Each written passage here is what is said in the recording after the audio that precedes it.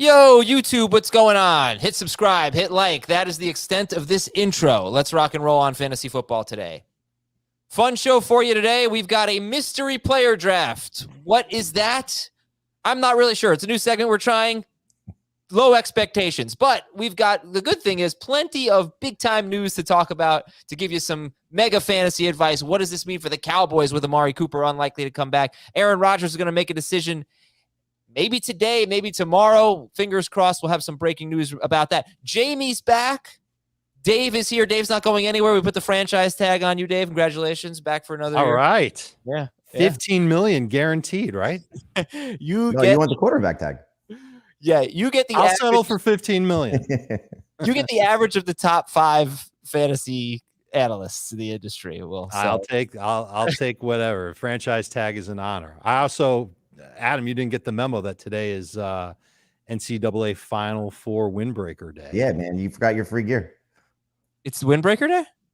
Well, I mean, take a look at us. We all got it in the mail. Except you, apparently. I got it. I'm just not wearing it. Now go put it on. Come on. Go put it on. I can't. I don't know if people know what's happening in March. They do. It's a college basketball tournament. It's a thing. Yeah. Hopefully baseball too. Hopefully American League Baseball. Yeah, let's get that pitch clock. I'm gonna wear a different team hat in protest every day. Yesterday was the Mets for F15-5. Today's the Red Sox. So you just have these from Little League, or you're a hat guy? Oh yeah, just from Little League. Okay. So I need to eat a slet's of pizza every day.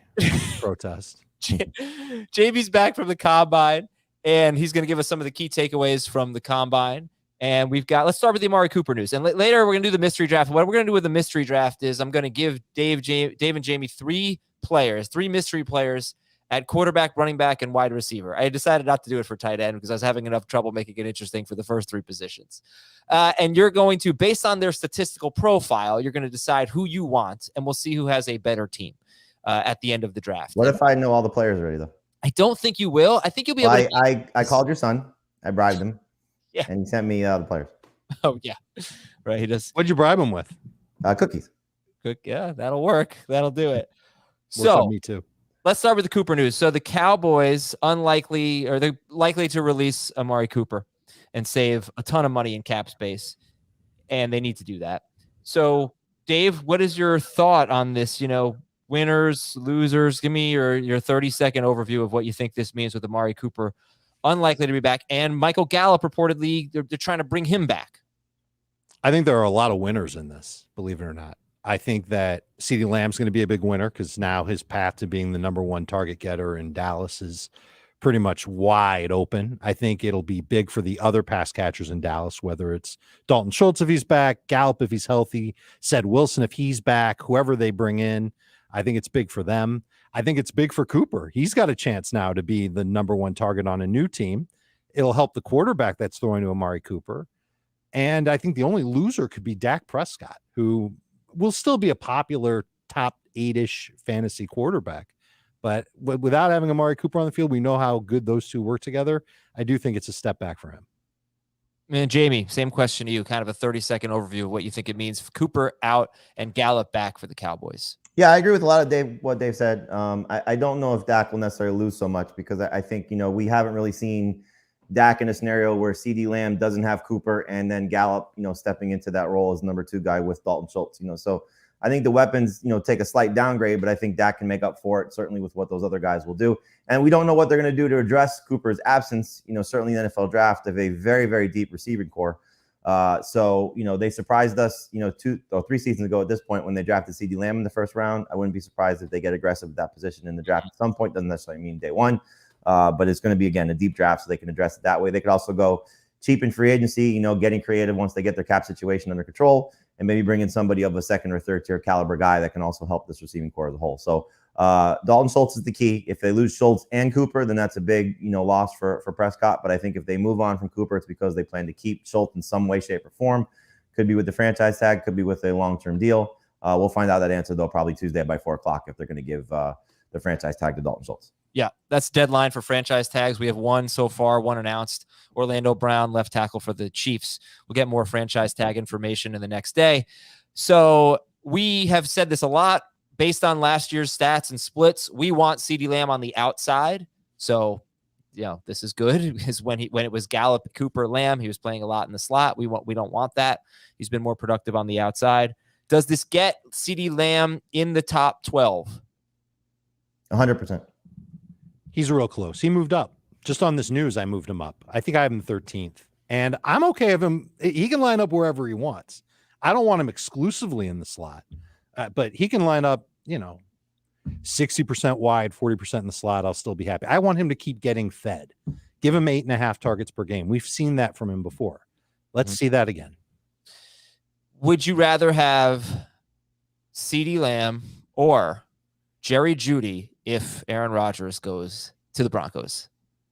I don't think Jerry Jeudy is staying in Denver if Aaron Rodgers goes to the Broncos. Okay, fine. So, and Devontae Adams coming with him.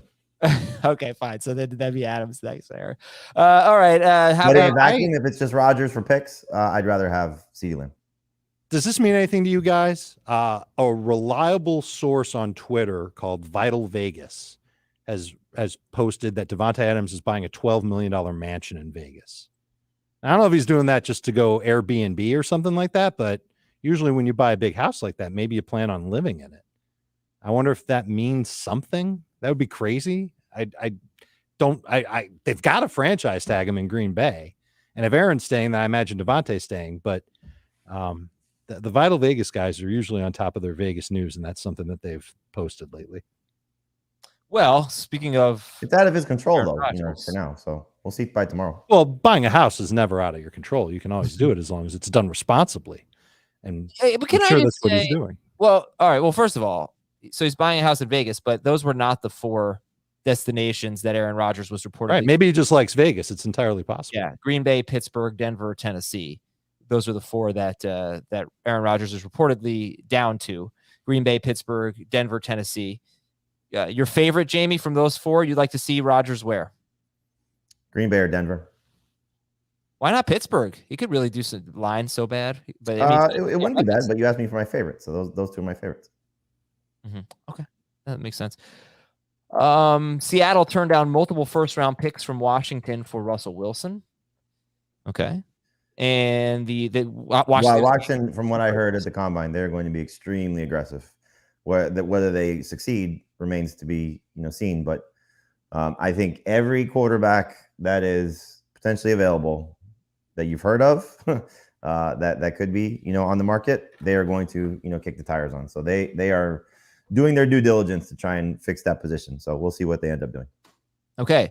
The Chargers are reportedly going to put the franchise tag on Mike Williams, who in his last 11 games was, I guess, not as bad as I thought, on pace for 70 catches, 1,043 yards, and 5 touchdowns in 17 games. I mean, that's really not that good. 61.4 yards per game and 5 touchdowns per 17 games. That was his last 11 games. His first 5 games, on the other hand, were spectacular. He had 82 or more yards in 4 of those 5 games, and he had 6 touchdowns. So looks like he'll be back with the Chargers. Dave, what's your reaction here to that news?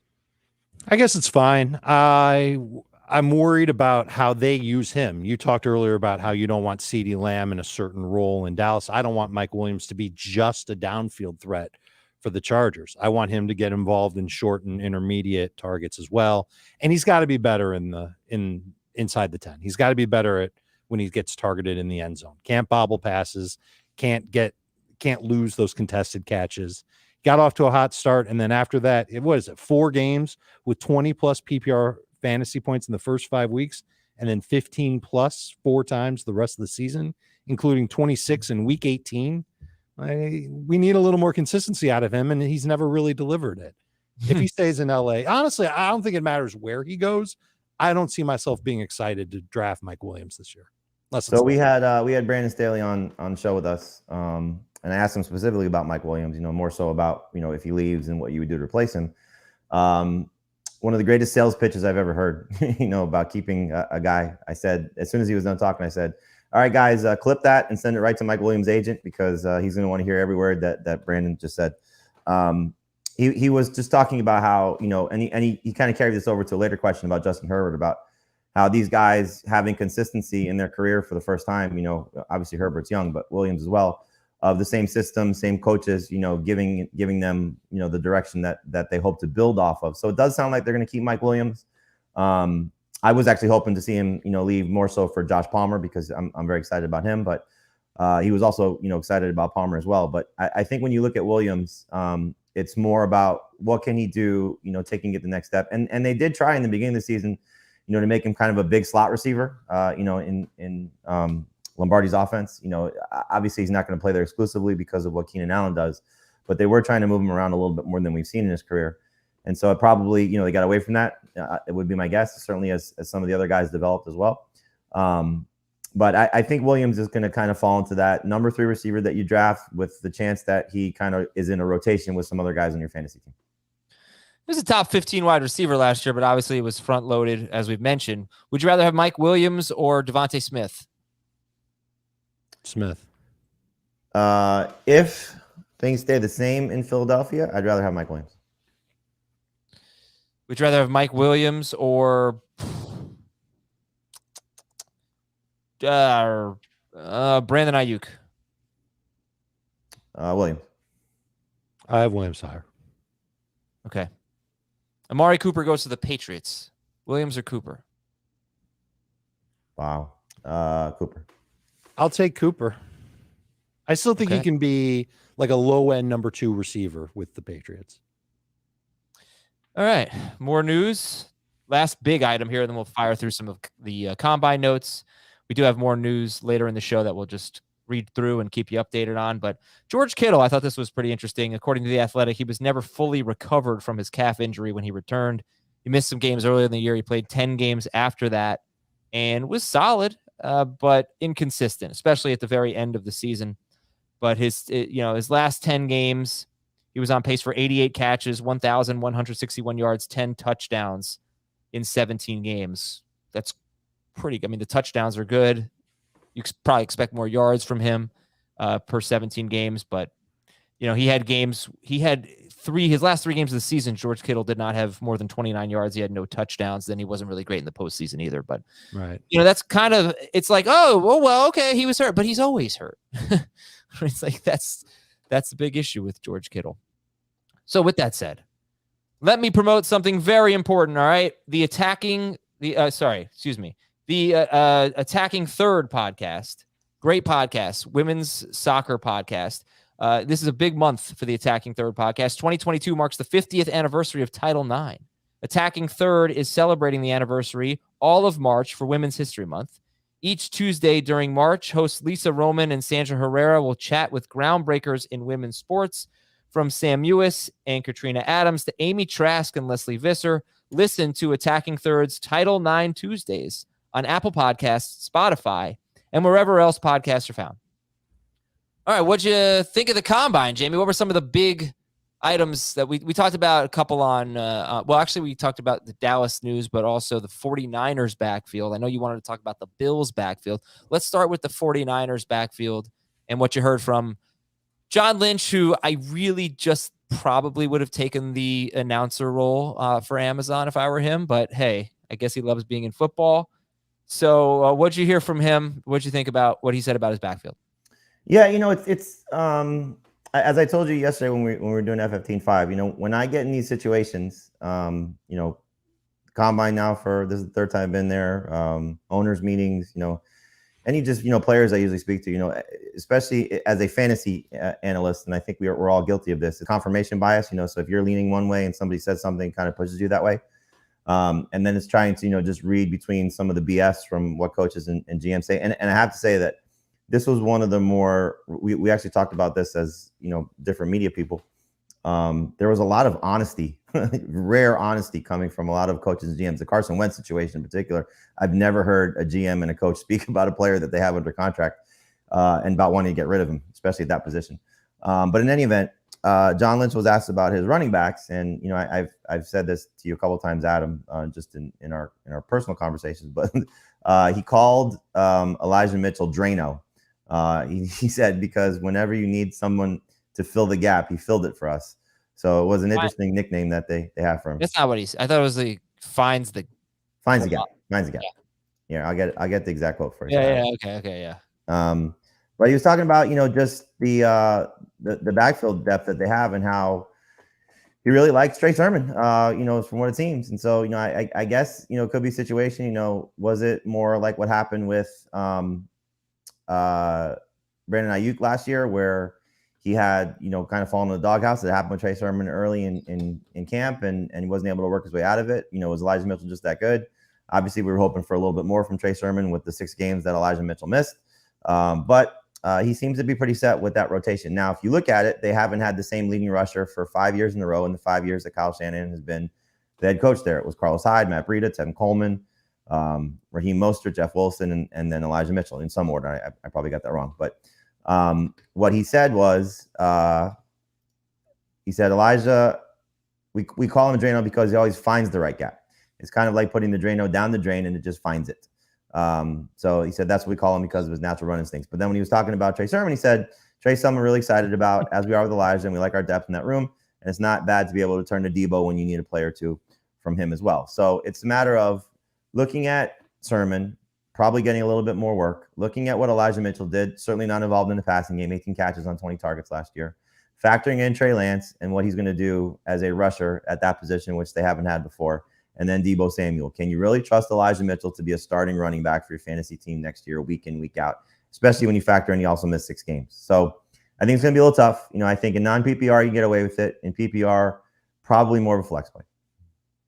I thought you were going to say that if Elijah Mitchell is Drano, then Trey Sermon is what clogs the toilet in the first place. Yeah, that's what I was trying to make that joke.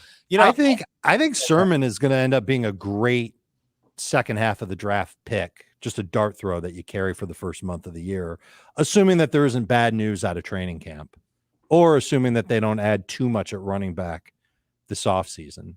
I think, remember, this is a guy who studied Kyle Shanahan to learn his new offense when he went to Ohio State, and then he gets drafted there. And I think he was starting to roll just a little bit when he got concussed. And I think that just kind of that combined with Elijah Mitchell having the Drano rookie season, I guess, just kind of pushed him into the background in San Francisco. I think he's got a shot. I think he definitely has a chance if he stays in San Francisco to take a significant amount of work away from Elijah Mitchell. Well, we got to see what they do with the 2 free agents and what they do to bring somebody back. Because Kyle Shanahan, I remember the last combine when it was, I think it was Coleman, Mostert, Wilson, and there was a 4th guy, I forget what it was. And he was like, we like having 4. We just like having that depth.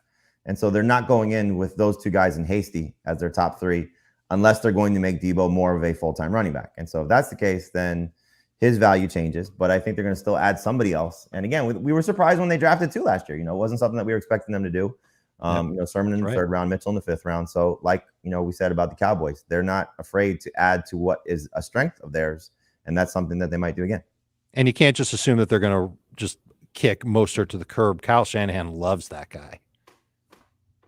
Yeah, and I think each of the last 2 seasons, in my opinion, they went into the season trying to feature Raheem Mostert. In 2020, he had a big week 1, then they had a huge blowout win in week 2, but he was definitely the clear-cut starter. And then it's hard to say that he barely played when you have 1 carry in week 1 of 2021. But I feel like based on what we saw from Elijah Mitchell afterwards, I feel like he was going to get that treatment as just Mostert was going to get that treatment. He was going to be their guy. But obviously I have no proof of that. It just kind of feels that way.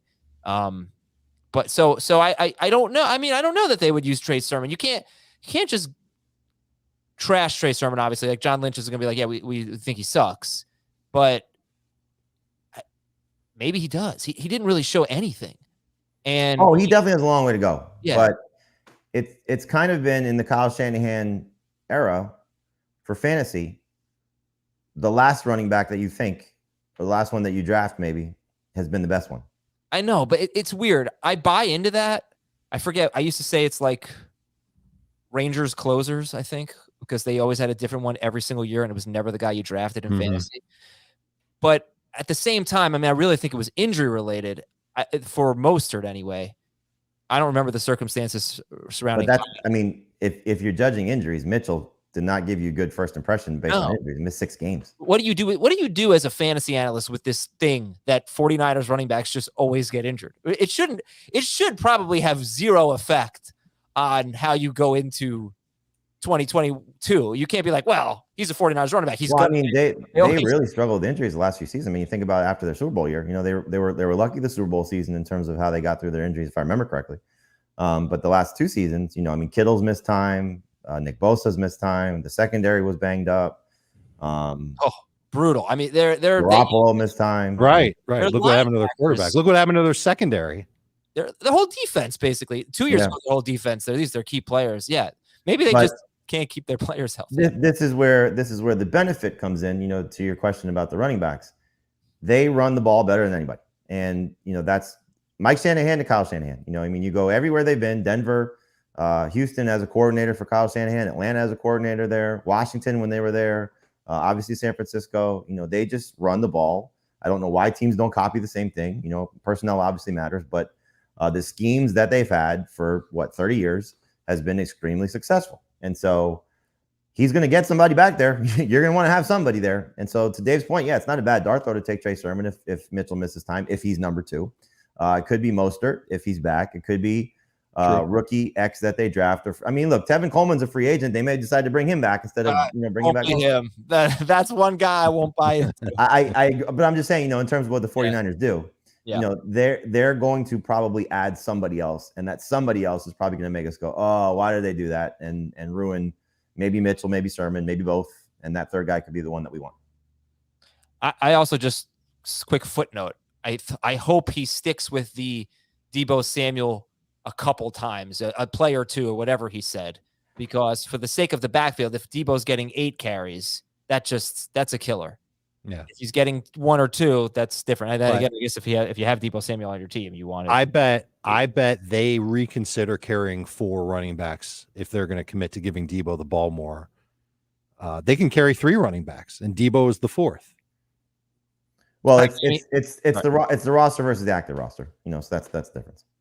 Jamey, sorry, that went a little long. So let's do 2 more. You want to talk Bills?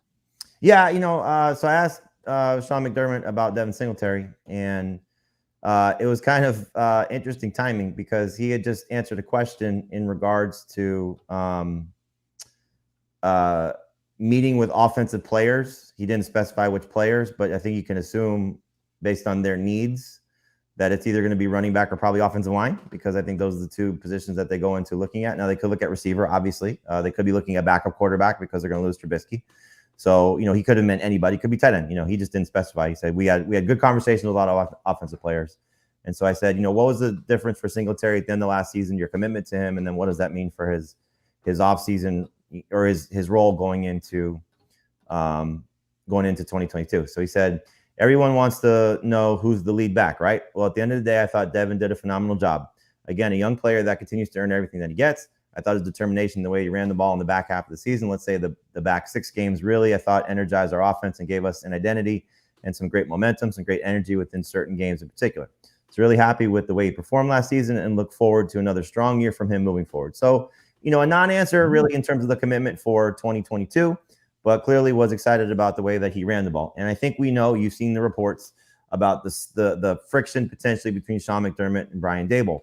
And so is there something to that McDermott, a defensive guy, wanted to run the ball more, take some pressure off of his defense, take some pressure off of Josh Allen, and sort of, control the clock a little bit, as opposed to maybe Daboll, who has this amazing quarterback and wants to play to the strengths of his team, which was clearly not running the ball. So we'll find out, with Ken Dorsey being promoted to the position, with Joe Brady coming on as an offensive guy.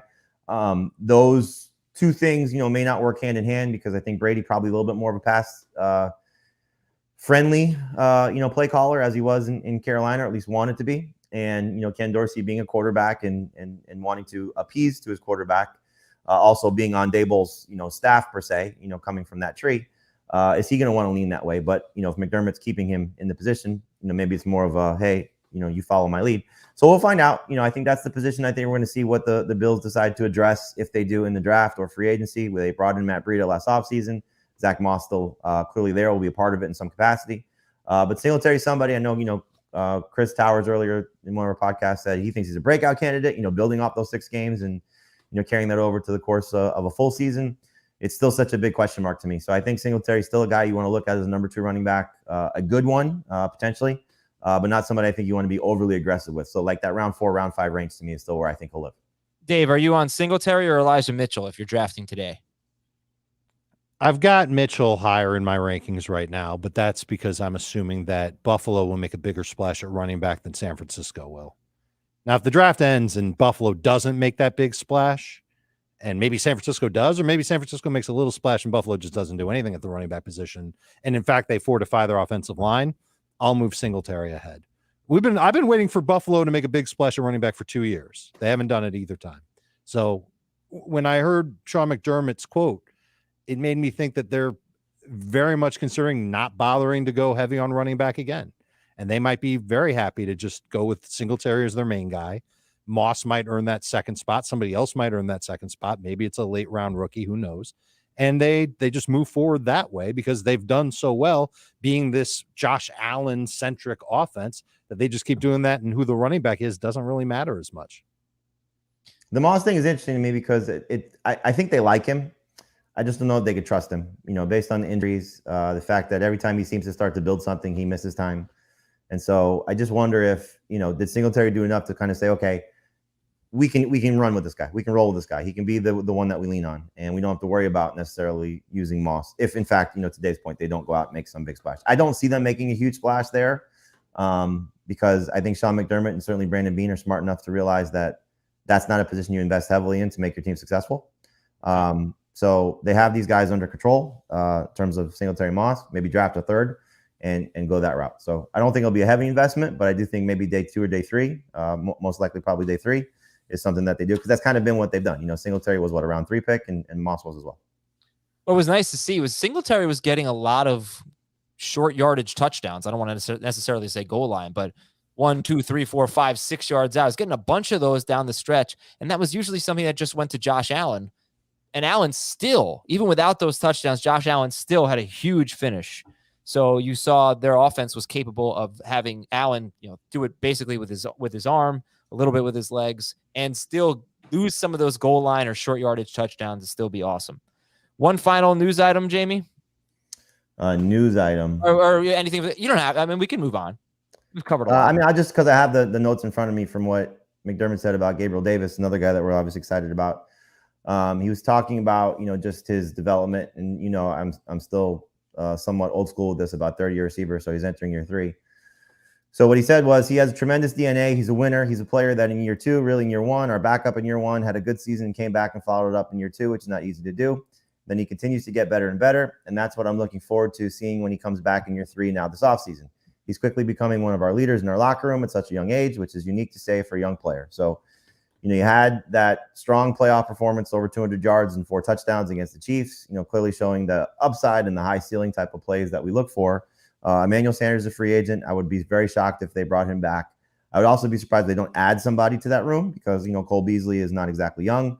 Stephon Diggs is starting to get expensive. So, they might be starting to look at how they keep turning over the position in the future. So we'll see, again, the investment that they make there. But clearly, I think Gabriel Davis is going to be one of these guys that you have to consider a breakout candidate. And if he does, start to show you those flashes with more targets and more opportunities, he could be a special player with a great quarterback. He's going to score 4 touchdowns every game, right? That's what that. 5 every 2 games. Okay. I think Davis is going to be the number 2 receiver there. They gave Cole Beasley permission to seek a trade. That's usually the precursor to somebody not being on that team in the coming year. So they might have a big opening at slot receiver. I remember the one game Isaiah McKenzie had when he was their slot receiver. Cole Beasley was out. McKenzie was awesome.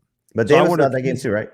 What's up? He Wasn't might Davis have been. But I believe it was McKenzie who was lining up in the slot. I'm just saying, target opportunities were certainly big. They could conceivably begin the year with Diggs, Davis, and McKenzie as their top 3 receivers. They could draft a receiver, maybe in that round 3, round 4 range, and let that guy be what Gabriel Davis was for the next couple of seasons, where he just works his way up into the offense. And I think they can get by with that, assuming that they've got at least Dawson Knox tight end. I'm sure, Jamey, you heard the rumors about Gronk maybe ending up in Buffalo. That would be really, really fun. I think this passing offense will be just fine. And if Davis is going to have that big of a role, then he's going to be one of the most prominent breakout receivers that everybody in fantasy is going to talk about. I wonder if that leads to him getting overdrafted a little bit. I like him in that round 6-ish range at the absolute earliest. I don't think he's worth a top 60 pick overall. That would be around. If Beasley's gone, he'll be in that range.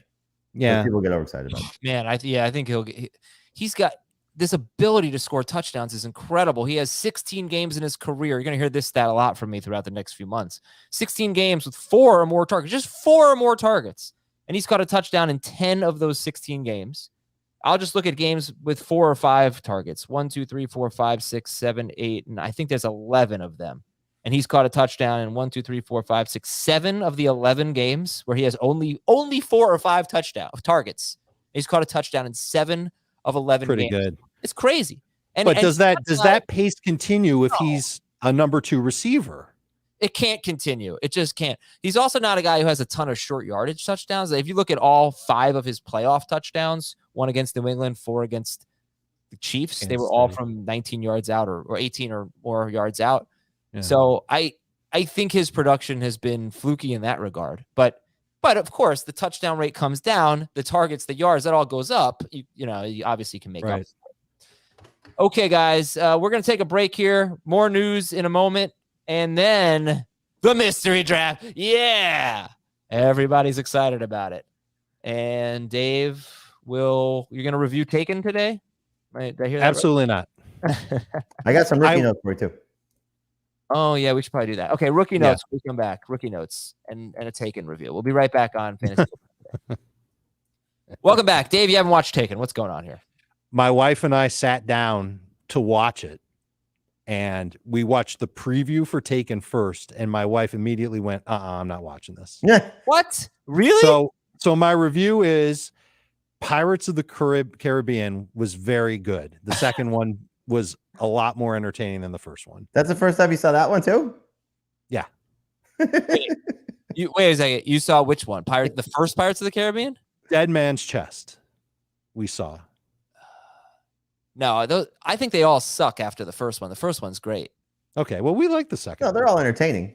Right. They're whatever. Like, I'm not going to say it's one of my favorite movies of all time. They're like a bad Game of Thrones episode. It's just like action porn, basically.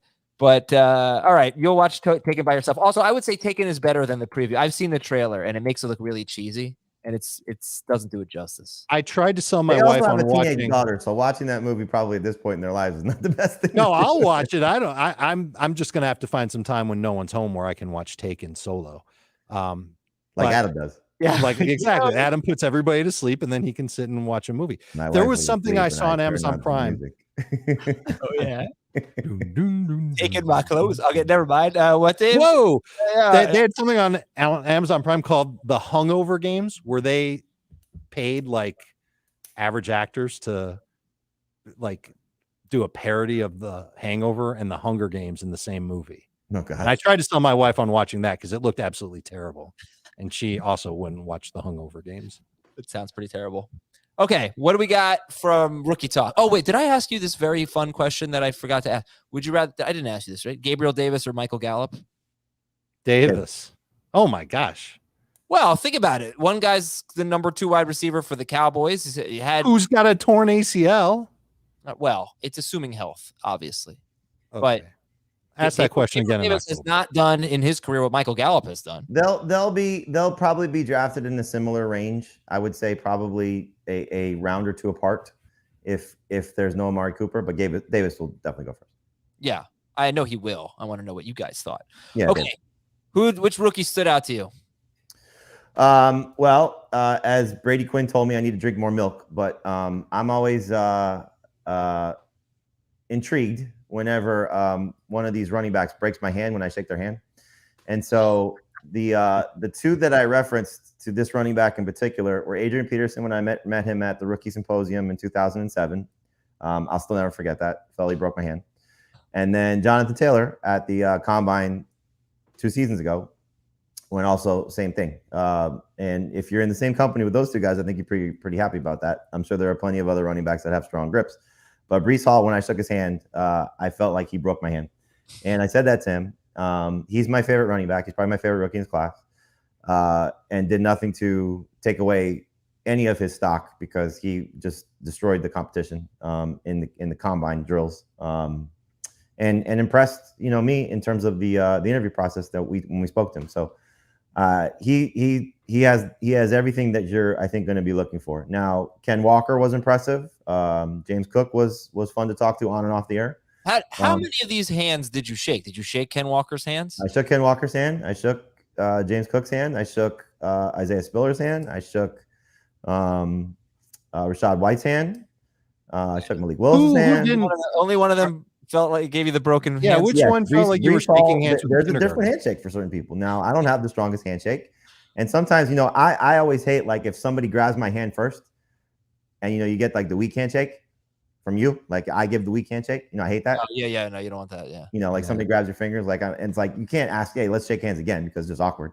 Unless you know the person, whatever. But so, like, I try to extend, like, I try to have my hand, my fingers open, so, like, they can't squeeze my hand too soon. But there's a different handshake for certain people. And, if you've ever had the opportunity to shake Adrian Peterson's hand, you know it. Mm-hmm. Like I said, Taylor was the same way, and Breece Hall was the same way. But he was every bit as good as advertised in the combine. Now, funny exchange happened on the set because Ryan Wilson, who's fantastic and hates Adam Azer, by the way. Ryan Wilson has Ken Walker as his favorite running back. Now, obviously, he's looking at it from an NFL perspective. I'm looking at it from a fantasy perspective. Because Walker did not show a lot catching the ball at Michigan State or at Wake Forest.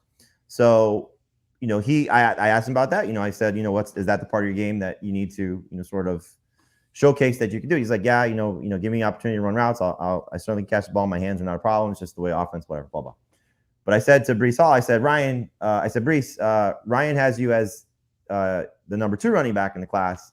You're my favorite. Convince him why he's wrong. And it didn't mean it to come across like I'm trying to throw Ryan under the bus, but that's obviously the way that it came across.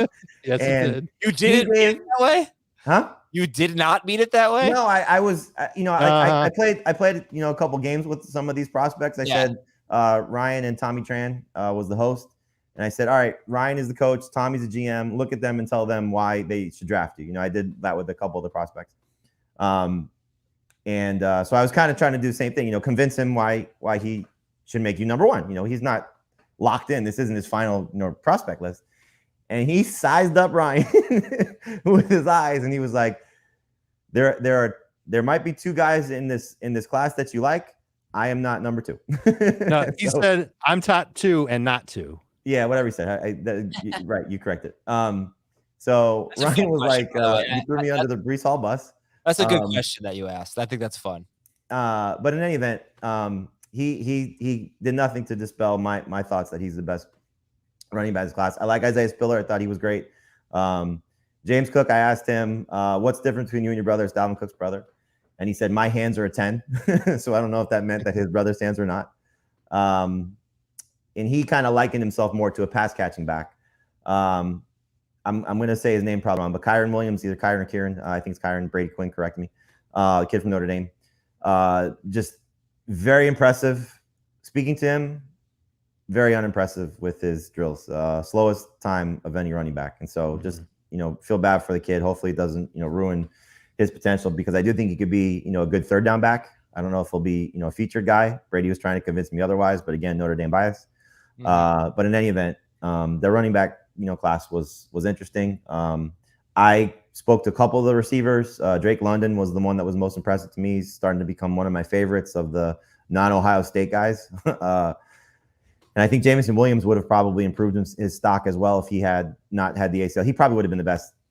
He still might be the best receiver in this class. I don't think he's going to get drafted first. Traylon Burks obviously did not have a great 40 time, especially given how fast everybody was running.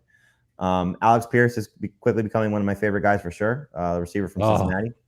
But we'll see where he ends up. He's going to be a guy I think that has, the receivers you don't really know based on name, chance to make an impact. Yep. And then I spoke to Malik Willis. I was on the set with Malik Willis, and he was very well spoken. Thinks he can be the best quarterback in his class.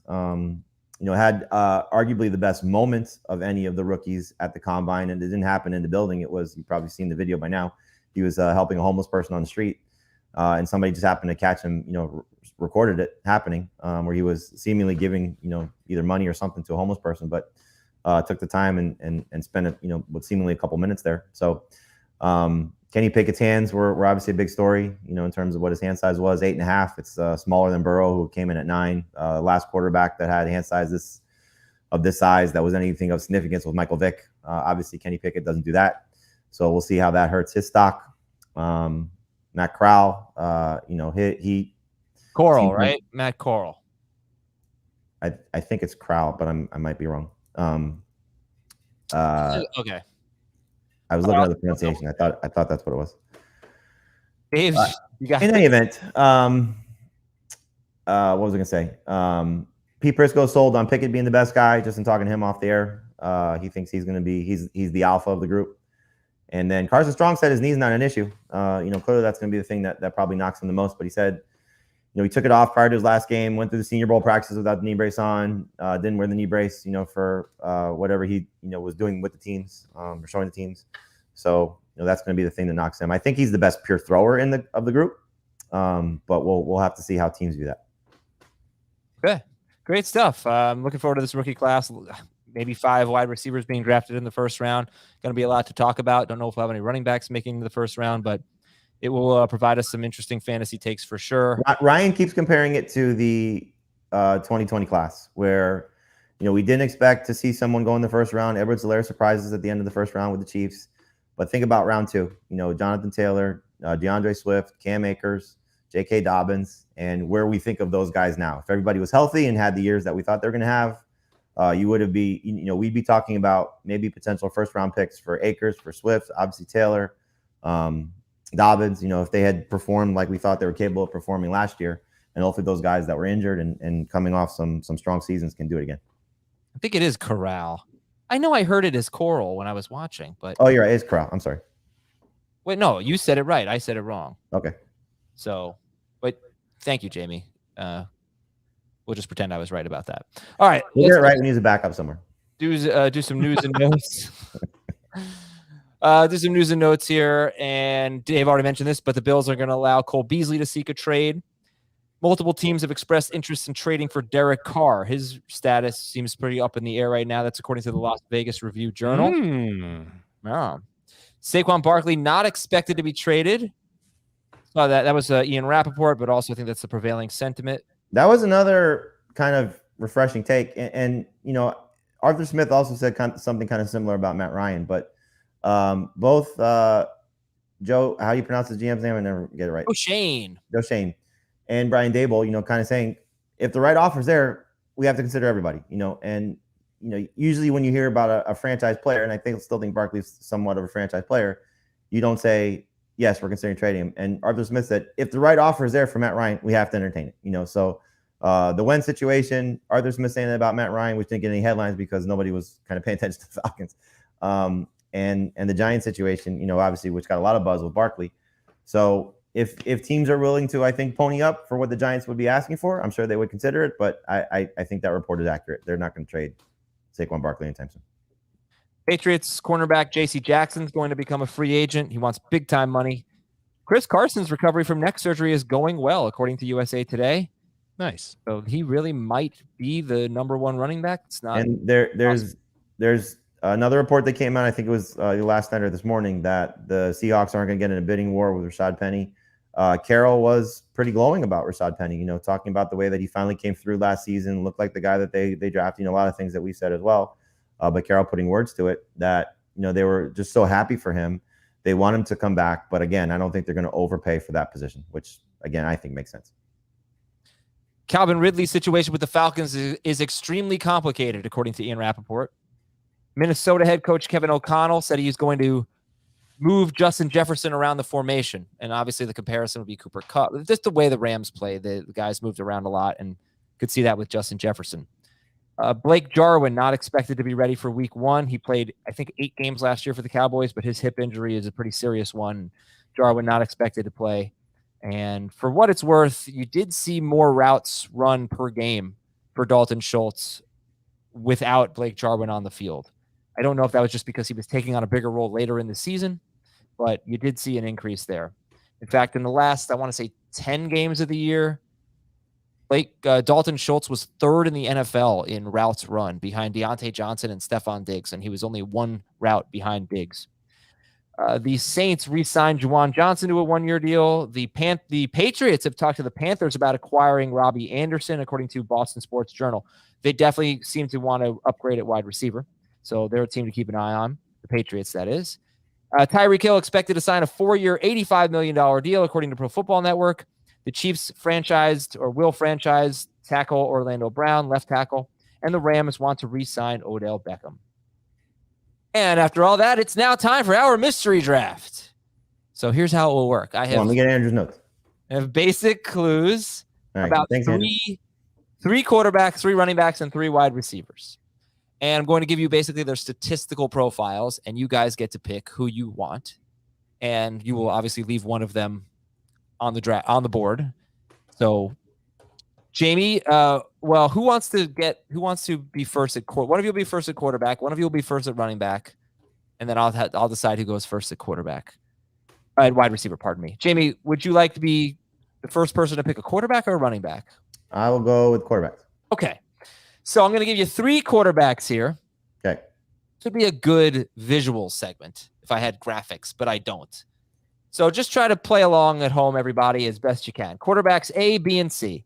Quarterback A has 2 top 10 finishes in his career, 1 top 5. So wait a minute. Am I supposed to just say the player when I get it? You're going to hear his stats and then pick one of them. Yeah, don't even get. You can say if you want to think out loud who you think it is, whatever, but that would be beneficial to Dave. Okay. All right. So quarterback A has 2 top 10 finishes in his career, 1 top 5. Quarterback B has not finished top 10 in his career. Quarterback C has 4 top 10 finishes and 2 top 6. He's never finished higher than 6, though. So quarterback A has a top 5 finish. Quarterback B has 2 top 6 finishes, 4 top 10. And that's quarterback C. Quarterback B has never finished in the top 10. I already screwed this up. Great. All right. Let's go to some completion rates and yards per attempt. Quarterback A, 66% completion rate, 7.5 yards per attempt. Quarterback B, 61.3% completion rate, 7.3 yards per attempt. Quarterback C, 66.3% completion rate, 7.5 yards per attempt. Quarterback C was the best there, although tied with quarterback A in yards per attempt. Well, passer rating. Quarterback A was 11th best. Quarterback B, 22nd best last year. Quarterback C, 4th best passer rating last year. All right, so I've kind of set it up. Quarterback B, at least we know, is the worst passer of the group. How about air yards? Quarterback A, 18th in air yards per pass attempt. Quarterback B, 4th in air yards per pass attempt. A lot of downfield. Quarterback C, 8th in air yards per pass attempt. How about receivers? Quarterback A had 2,000-yard receivers last year. Quarterback B had none. Quarterback C had 1. You guys kind of following? Is this? Yeah. Okay. Yep. All right. Not only am I following, I already know which quarterback Jamey's taking and which quarterback I'm taking. Okay, Jamey, who do you want? I'll take quarterback A. Okay. Dave? I'll take quarterback C. But I'm sure quarterback B is going to be one of the rookie quarterbacks, like Justin Fields or somebody like that. All right, let's go to running backs. Dave, you get the first running back pick. Wait, we don't know who they are? You're not going to tell us? No, not yet. I'm going to tell you at the end. Okay. Oh, you want to know now? That's fine. We'll do it now. Jamey selected Justin Herbert. Dave selected Kirk Cousins. I knew it. And you both. I was hoping Jamey was going to take quarterback C. Look, and leave me with a great year, you know. And he might be better this year. You left Jalen Hurts on the board. Jalen Hurts was quarterback. I knew it was, I had a feeling it was Hurts when you said no top 10 finishes, so it was somebody young. And then when you started to say the I knew that he, when he threw the ball down the field, he threw it. When he threw the ball down the field a lot. So the air yards. I'm surprised that he was 4th in air yards. Me too. I'm surprised Cousins was 4th in passer rating. Yeah, I did a little research on Cousins. You'll see it on the site sometime soon, but I think there's some room to be optimistic about him now that Zimmer's gone and that O'Connell's there and that there's a relationship between O'Connell and Cousins, he's got a shot to finish top 12 among quarterbacks. He always finishes top 12. That's the thing. It's just no, see, like he's been top 6 before, or like top 10 a bunch of times, like Adam said, 4 times, but never better than 6. He's the quarterback that no one's going to be excited to draft, and he'll come after all the exciting. He should be 15 quarterbacks off the board. Right around there. Yes. You should look at him as, if you miss or if you take a Lance or a Fields, that's the guy you pair him with. Yep. I think what's tough about a player like Cousins is in a 2 QB league. Do you go with Lance, Fields, or Cousins? Might be a risk tolerance thing. I think you go with one of those 2 guys and Cousins, kind of similar approach, and then you kind of backfill that with like a Tannehill or a somebody that's also kind of a reliable veteran that you can get by with. Matt Ryan, that type of guy. All right, Dave, you got to make up a little ground here, okay? No, I don't. Kirk Cousins is okay. Yeah, he's got Herbert. You got Cousins. Let's do running backs. Okay, running back A, career 5.1 yards per. Is this career 5.1 yards per carry, 8.3 yards per catch. Running back B, career 4.1 yards per carry, 7.7 yards per catch. So both much worse than running back A. Running back C, career 6 yards per carry and 6.7 yards per catch. Best rush average, the worst receiving average for running back C. Running back A has 9 career rushing touchdowns. Running back B has 33 career rushing touchdowns. And running back C, just like running back A, has 9 career rushing touchdowns. How about his role? Running back A has 4.6 carries per catch in his career. 4.6 carries for every catch in his career. Running back B has 6.5 carries per catch in his career. Running back C has 7.4 carries per catch in his career. That might give you a hint as to who just doesn't really catch passes, basically, or maybe not. Maybe who just gets a lot of both. And finally, what about team profile? Running back A's team was 2nd in rush attempts in 2021. Total rush attempts, not running back rush attempts. Running back B, 19th in rush attempts. His team was 19th in rush attempts in 2021. Running back C, his team was 3rd in rush attempts in 2021. So you do have 2 running backs here who are on top 3 rush attempt offenses. If you need any of the info repeated, let me know. Otherwise, make your pick. I'll take running back A. Okay, Jamey, who do you want? I will take running back B. Okay, Dave, you're gonna have to get some help at wide receiver because Jamey has Justin Herbert and Joe Mixon. You have Kirk Cousins and Miles Sanders. Nice. Yes. Yes. I think Miles Sanders career 5.1 yards per carry and 8.3 yards per catch. That is exceptional. Yeah, but we know what to do. Andrew has not disappointed. Yeah. Andrew's my son who gave Jamey. Who was C? Who was running back C? Oh, I can't let you in on that info yet. Any guesses, guys? Career 6 yards per carry, 6.7 yards per catch, 9 rushing touchdowns. Not a lot of catches, 7.4 carries per catch. 9 rushing touchdowns in his career. 9 rushing touchdowns. Yeah, he and Sanders. Yeah, 9 in his career. YouTube here. I thought the 6 yards per carry would entice. The 7.4 or whatever carries per catch made me. It's J.K. Dobbins. Okay. Yeah. Okay. So he's played 1 year. Those are his career numbers. All right, Dave, I'm going to let you go first at wide receiver since you need the help. It's going to be a terrible player. I'm already sure of this. Wide receiver A. But let me tell you this. They all led their team last year in targets, catches, and yards. Wide receivers A and B also led their teams in touchdowns. Wide receiver C did not. But all of these guys were leading their team in targets, catches, and yards, and 2 of them, A and B, led their team in touchdowns. Wide receiver A had an 11.1 ADOT. Wide receiver B, 9.8. Wide receiver C, 10.3. So most downfield guy was wide receiver A. Wide receiver A, 7.5 yards per target, ranked 75th. And that was actually the second lowest mark of his career, 7.5 yards per target. Wide receiver B, 8.4 yards per target, ranked 41st. He also had the lowest ADOT. Wide receiver C, 9.2 yards per target, by far the best in this group, ranked 20th. And he had the middle ADOT. Catch rate, wide receiver A, 63%, wide receiver B, 68%, wide receiver C, 66%. Where do they line up? Wide receiver A, 78% of his snaps are out wide. Wide receiver B, 84% out wide. Ooh. Wide receiver C, 65% out wide. Wide receiver C was more slotty. He said slotty, right? Slotty. He was second in ADOT. He was second in yards per target, and he was second in catch rate. Wide receiver B had the best. No, I'm sorry. I screwed that up. Wide receiver C was first in yards per target. Wide receiver B was second in yards per target. Wide receiver A was last in yards per target. Anything else you need to know, Dave? Do you have touchdowns? I can. All right, Yeah, sure. What the I'll heck? help you out with that. I mean, I think I already know which one I'm taking. Who do you think right now you're taking? I think I'm taking wide receiver C.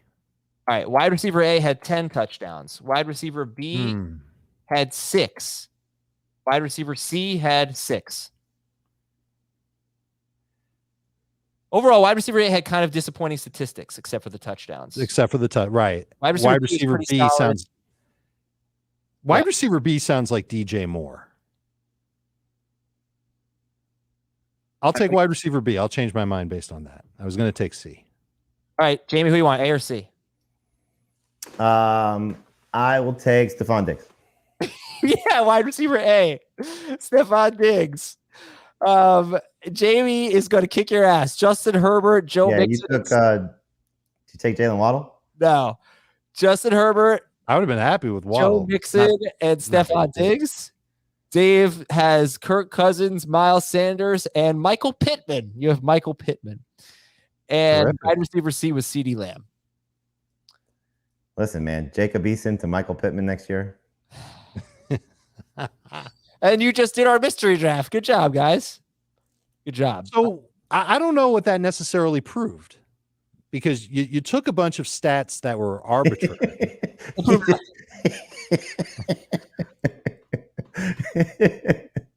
Okay, let's read this question from Donnybrook. Is Adam's dad a CBS exec or something? Was this show a birthday present? Dave and Jamey were threatened if they refused to participate. He also says running back A prefers to wear green underwear while running back B likes blue. Okay, does anyone at CBS have a handler to protect Adam from himself? I'm going to do a bunch of research on 9 players. Why don't we just do a real draft? Right. What do you mean a real draft? Because we were trying to go. Here's the player pool, and then I'll give you the stats on the players. You know, you'd never know what it's going to be unless you try. So wait, what's your team? What did your team end up with? Oh, I get the scraps. Yeah, I get better than mine. Jalen Hurts, J.K. Dobbins, and CeeDee Lamb. Yeah, your pretty team good is team. second best. Yeah. All right. Okay. Well, I thought Andrew was clutch, I'm telling you. what was interesting is how much better Miles Sanders' career numbers are than Joe Mixon rate wise. Maybe that's why rate stuff like that doesn't matter. Right. Of course. Michael Pittman had a pretty damn solid year, 8.4 yards per target and a 68% catch rate on a respectable 9.8 ADOT. That's really good. So Chris Ballard, while we're there, Chris Ballard said they're not opposed to bringing back T.Y. Hilton, which will be interesting. Really would probably help Michael Pittman, to be honest with you. And he also said, unsolicited, don't give up on Paris Campbell yet. So, we'll see if he can stay healthy. And it's funny, you go back to the combine 2 years ago, Campbell was, one of the fastest guys there. It was him and Terry McLaurin in terms of speed. And we know Campbell, unfortunately, just has not stayed healthy. Right. So that's a real area of need for the Colts, is to find another receiver or some help at receiver and probably tight end as well. Well, that's all I have for today's show. Glad it went so well. You have a mystery outro? No, but man, this guy Donnybrook really hates me. My goodness. Okay. Oh, Dan Schneier's watching too. I got a great Dan Schneier story. I listened to Dan Schneier's podcast and I have a review of it, and I'll give it on the air next time Dan Schneier's on. So Big Blue Banter. It's a good podcast. So that's Dave and Jamey. I'm Adam. We'll talk to you. Answer the question. What? You didn't answer Dan's question. I didn't follow him on Twitter, so Jamey makes it out to be that I got on Ryan Wilson's bad. Jamey is trying, like Jamey's such an instigator. He made Breece Hall hate Ryan Wilson. He's making Ryan Wilson hate me. Jamey's trying to like just ruin all these relationships for Ryan Wilson. Ryan would just like to know why you haven't had him on yet. We're gonna have him on. It's draft season, and you haven't had him on yet. Not really draft season. Yeah, the combine is draft season. Yeah, whatever. You had Chris Trapasso on. Next time we do mystery draft, I'll have Ryan on. Why don't you do that with prospects? Okay. See if Ryan can guess the prospects. I bet you can. It's a good idea. All right, we're out of here. Bye. Wait, I didn't hit end broadcast yet, everybody. So